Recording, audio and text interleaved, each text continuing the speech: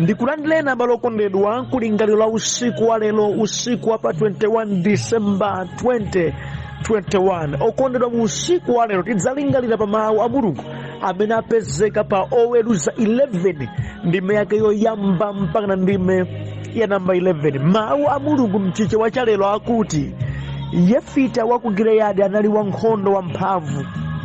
Iyeyo amayi wake anali mkazi wa chiwerewere, ndipo bambo wake anali Gileyadi. Mkazi wake wa Gileyadi anaberekana naye ana amuna. Tsono ana amenewa atakula anapirikitsa Yefita ndi kumuwuza kuti sudzalandirako cholowa mnyumba ya bambo wathu chifukwa ndiwe mwana wa mkazi wina. Choncho Yefita anathawa kuchoka kwa abale wake ndi kukhala m'dziko la Tobu. Kumeneko anakakopa ndi kusonkhanitsa anthu achabechabe ndipo anatuluka pamodzi kukasakaza zinthu. Patapita nthawi Amoni anadzachita nkhondo ndi Israeli. Tsono pamene Amoni ankathira nkhondo Israeli, akuluakulu a Gileyadi anapita kukamutenga Yefita ku dziko la Tobu. Iwo anati kwa iye, bwera ukhale mkulu wathu wa nkhondo kuti timenyane ndi Amoni.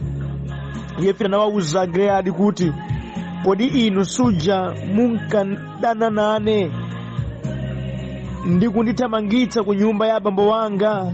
Nchifukwa chiyani lero mwabwera kwa ine pamene muli pa mavuto?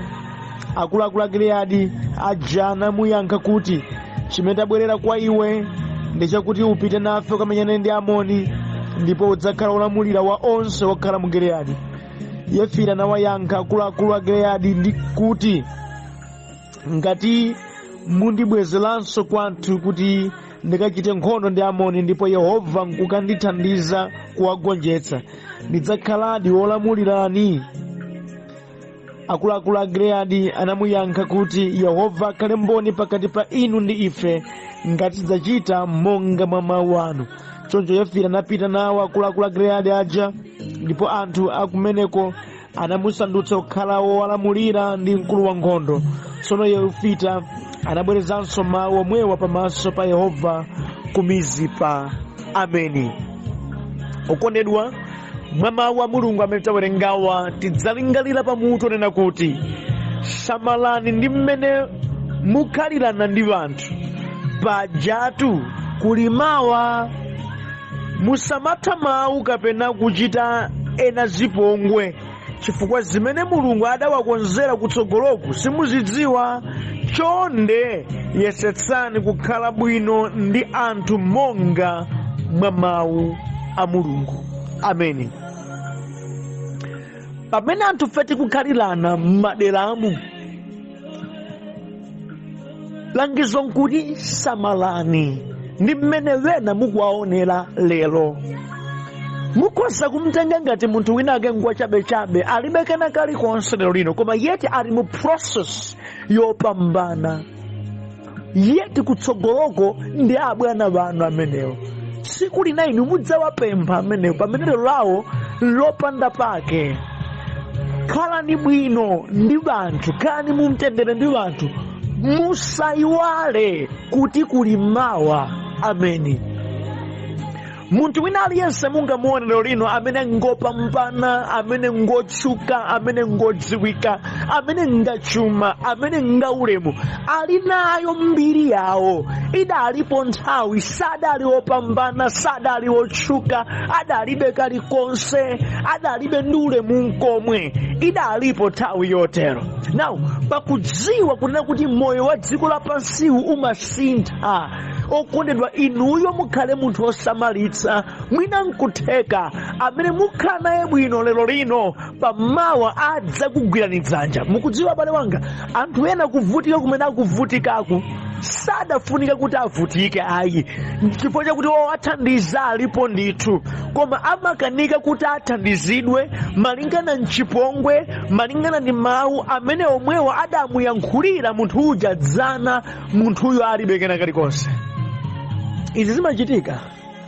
Zimene zimachitika, okondedwa, mudziwe kuti chimene Mulungu adamuyikira munthu kutsogolo kwa moyo wake sichidziwikiratu. Ndi chifukwa chake mawa silidziwika kuti libala chiyani. munafunika ndithu mudzilemekeza munthu wina aliyense, pakudziwa kuti moyo ukhoza kusintha, pakudziwa kuti Mulungu adapatsa wina aliyense mosiyanasiyana, pakudziwa kuti kuli mawa limene kena kalikonse kakhoza kuchitika. Chonde khalani mumtendere ndi anthu onse. Malembaso amatilangiza pena kuti abale wanga monga mukhoza khalani mumtendere ndi anthu onse.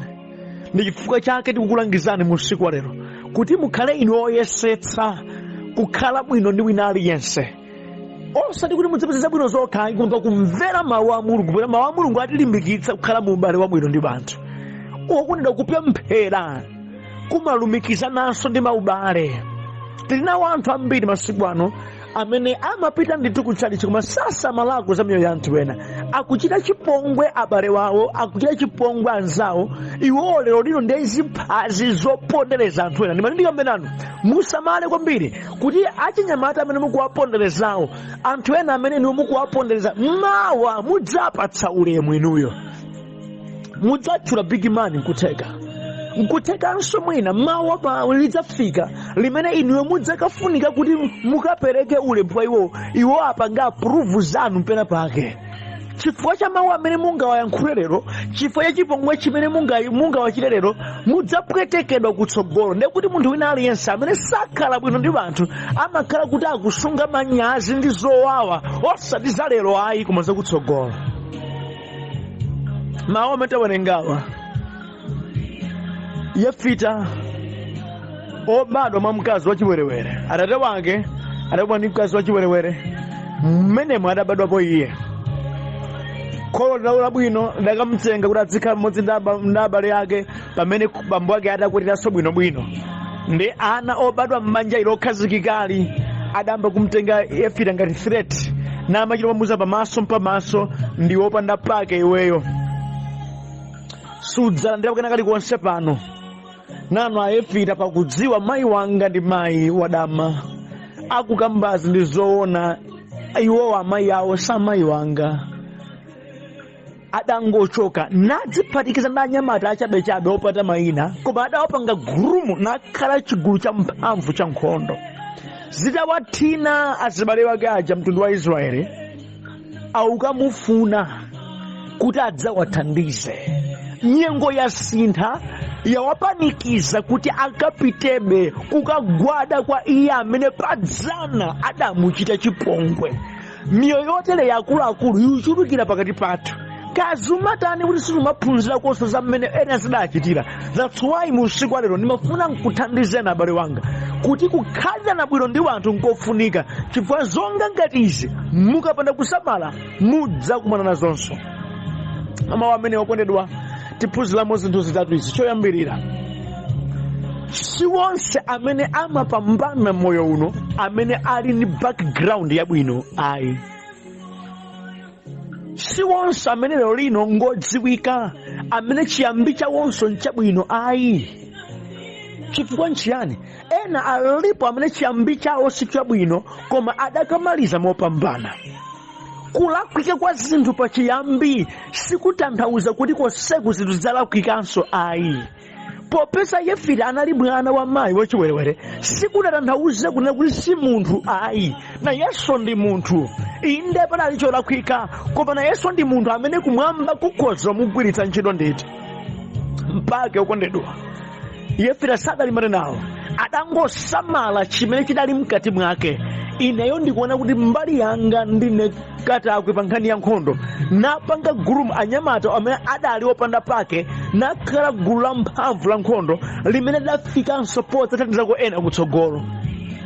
Okonda ndikukamba ndi wena pano amene mwina chiyambi chawo si chabwino, amene moyo wawo wakhala ukuyenda mosaukira, akhala akukulukutika, ali ndi mbiri zina zosakhala zabwino moyo mwawo.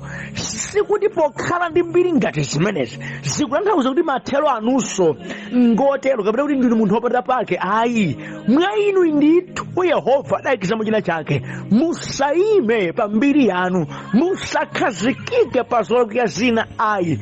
Ndiponso mudziwe pamene munthu wina ake akudutsa munyengo ina yoti si yabwino, amapezekapo ndithu wena amene amatha kunyoza ndi kusalabada za moyo wako. Koma ukatsamira pa Mulungu munthuwe, chimene Yehova adakuyikira ku dziko lapansi chimadzaoneka. Moti pali chinsinsi nkuti munthuwe ngakhale lero lako silikupereka tanthauzo labwino, iwe tsamira pa Mulungu. Pamene munthuwe utsamira pa Iye amene adakulenga, china chake chodabwitsa chapaderadera chimadzaoneka m'moyo mwako. Mulungu sangalenge munthu wopanda pake hayi, sangalenge munthu wopanda phindu hayi. Wina aliyense amene Yehova adamulenga ali ndi phindu, limadzaonekera phindulo pamene munthuwe watsamira pa Iye. Nkuthekadi zoona munyengo yakuti phindu lako lioneke, onyoza salephera, okuthamangitsa sangalephere, okuchita chipongwe sangalephere. Malinga zomwe zoti background yako imene ili nzoloweka zingapo, ozinyoza zimene zisangalephere. Koma dziwa pamene ukakamirabe Ambuye, china chake m'moyo mwako chimadzaoneka. Ndikuyankhula ndi ena pano amene mwina maganizo awo adayima pa zolakwika zadzana zimene wena adakazikamba mpaka na lero. Musatero, musayike luntha lanu pa zimene makutu anu akumva, musayike luntha lanu pa zinthu zina zimene sizingasinthike. Nyengo zina moyo mwathu zimene timakumana nazo zili ngati madzi amene amataka atayika sangathekenso kuoleka, sangathekenso kuoleka. Chidalakwika, chidachitika basi. Chimene mungayang'ane nkuti paja chidachitika ichi, tsopano lino ndikhoza kutani kuti ndipite kutsogolo. Mbiri simungafufute, zidachitika kale. Ichi munafuna muvomereze. Ndi zimene Yefita adachita. Sakadasinda kuti asakhale mwana wa mayi wachiwerewere ayi. Iyo idali mpati ya mbiri yake. Sakadakakamira pakati pa abale wake Aisro. Minyozo idafunire bwere ndithu, koma chimodzi chimene iye adasamala ndi ubale wake ndi Mulungu. Ngakhale chiyambi ndi background yake sili yabwino, adakakamira Mulungu ndipo adatsamirabe pakuthekera kumene Mulunguyo adayikiza mwa iyeyo. Ameni. Inunso mutero. Musalimbane ndi zakumbuyo abale wanga zimene wena akhala kunena. Mulungu ngati adakulengani ndinu munthu wa phindu, chilipo ndithu chimene adakulengani. Chinsinsi chagona pakutsamira kwa Mulunguwe. Ameni. Tsamirani pa Ambuye, tsamirani pa Mulungu, tsamirani pa Mulungu, china chake chidzaoneka. Haleluya. Chachiwiri ndi chokondedwa, kunyoza kwa anthu sikutanthauza kuyimitsa kwa madalitso ayi. Kukupeputsani wanthu, kukunyozani wanthu sikutanthauza kuti madalitso amene Yehova adakukonzerani achokanso ayi. Ndayamba kuyankhula ndinu amene ndinonyozeka. Anthu wena akataka kukuchitani chipongwe lero lino sikutanthauza kuti mudzakhala moyo wochitwa chipongwe mpaka na kalekale ayi. Muzipongwe zimene mukukumana nazo zizikuphunzitsani kukhalabe olimbika. Ameni. Ichi ndi chimene Yefita adachita pamene adathamangitsidwa pakati pa abale wake. Zidampangitsa kuti payekha adzilimbika mosadaliranso abale wake, chifukwa amadziwa kuti ngati madalitso ena amadzera mwa abale, ineyo andikana. That means ndidzidalire mwa ine ndekha pamene ndatsamira pa Ambuye, kuti china chake chimene Mulungu adayika mwa ine chionekebe. Popeza abale angaja ndi minyozo yawo sangakwanitse kuyimitsa dalitso limene Mulungu adayika moyo wanga. Maganizo a mutu mwana adzikhalamo. That's why iye adalimbikabe. Ameni. Minyozo ya anthu wena singachotse chimene Yehova adayika moyo wanu ayi. Moti wena ngakamada akwirani chipongwe akutsekizani apa ayi, musaone zimene zijazo mwa negative. Koma muone kuti okay, popeza uyu anandipanga promise ulanthandiza, sadanthandize. Nchani chimene chikhozo ochita tsopano padekha chimene chikhozo ndipangitsabe kuti chitsogolo, kuti ndisakhale mu ukapolo omangogwadagwada kwa iwowa. Moyo wanga ungasinthe motani? Ungasinthe motani? Pali nkhani ya wina amene adachotsedwa ntchito. Kuntchito kwawo amagwiritsa zipangizo za mapepala za stationary ndadamuthamangitsa. Koma luso lakuchita business imeneyo mkulu anali nayo, ndi adadzichepetsa ndikuyamba kugulitsanso stationary, pati ndalama tochepa timadali nato natisunga. Nkupita kwa nthawi adambitsa chikampani chachikulu kwambiri zedi, mone kuti kakampani kajaga kamene amagwira kwa ntchito kadambofunafuna kupangana patena ndi chikampani chake. Bwana amene adamchotsa ntchitoyo adafunika kuti akakupaninso ndi wamkulu wa kampaniyo kuti akakambitsane za mmene akhoza machitira business yawo. Atakafika mu ofesi adakapeza uja amene adamuchotsa ntchito kuti ndiye mwini wake wa chinthucho. Na wotsidwa ntchito akuyankhula mawu akuti andikuyamikeni kuti mudandithamangitsa simudamve kupepesa kwanga pendidalakwitsa paja. Mawu amnyozo acha mudayankhula onena kuti sindidzapambana mdziko lapansi, ndine m'mphawi wopanda pake, munthu wopanda nzeru. Mawu amene adandipatsa kulimbika mtima kuti ndikhoza kuchita ine zoposera apa. Ndi mawu amene adakhala driving force yondipangitsa kuti nditsamirebe pa luso limene lidabzalika mwa ine mu nthawi imene ndikugwira ntchito. Taonani lero lino kampani yanga ndi imene. Koma mudziwe poti ndimapemphera sindakusungeni mangawa, mwa ichi tigwira ntchito limodzi. Iye amene adamuchotsa kwa ntchito munthu wina adamba kumuyang'ana munthu uyo ngati abwana tsopano. Mawa abale wanga silidziwika. Inu nonse amene mmanyozeka, inu nonse amene mwina mukutengedwa ngati opanda pake, mukuchitira zipongwe, musayime pa zipongwe zanuzo ayi. Muli mu process yapita kutsogolo, azipongwe sangalephere. Inu mukhalibe focus pa chimene Ambuye adakupatsani nakuyikizani mkati mwanu, komanso zimene mukhoza makupana nazo zizikupangani motivate kupita kutsogolo, osati zizikudyani nkukuponderezani ayi. Amene.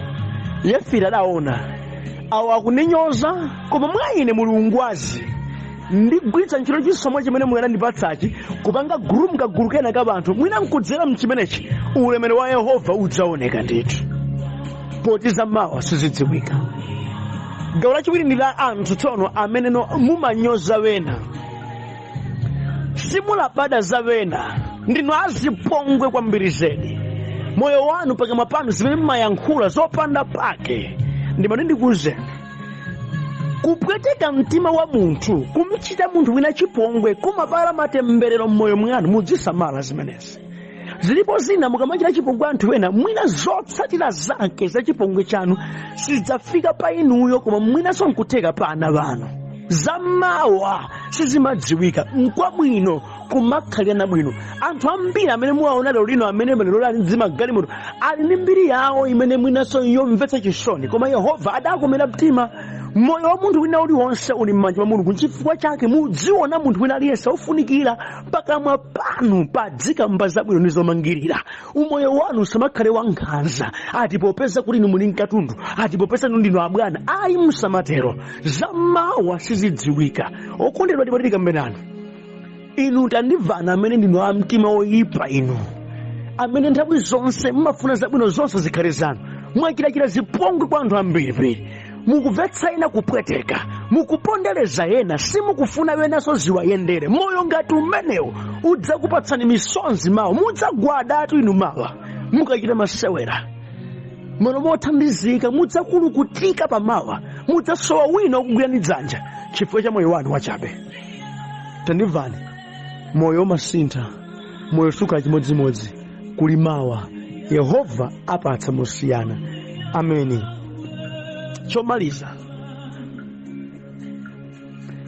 dziwani lero lino kuti Mulungu sadalenge munthu kuti akhale opusa ku dziko lapansi ayi. Wina aliyense adampatsa gawo lake ndipo ali mpokomera pake. Ameni. Yefita akudzikhalira kutobu, vuto lidawagwera azibale wake, ndipo adafuna kuthandizika. Okutidwa nyengo idawapanikiza mpamene adazindikira kuti Yehova adamulenganso Yefita kuti adzakhale chothandiza. Mukudziwa chani, anthu ambiri tu amatha kulalatira munthu amene mawa adzakhala thandizo lawo. amakonda kulandira munthu wina namchita chipongwe, yeti munthuyo ndi amene Mulungu wamusankha kuti akhale thandizo la moyo wawo. Mudakumbuka nkhani ya Yosefe. Mulungu adasankha Yosefe kuti adzakhale populumukirako pa banja lonselo, koma adachita zipongwe zambiri. Kutsogolo kwake adachita manyazi n'kudzalira misonzi. Ndimati ndikamena na abale wanga, Mulungu sadaleke munthu kudzakhala opanda pake ku dziko lapansi.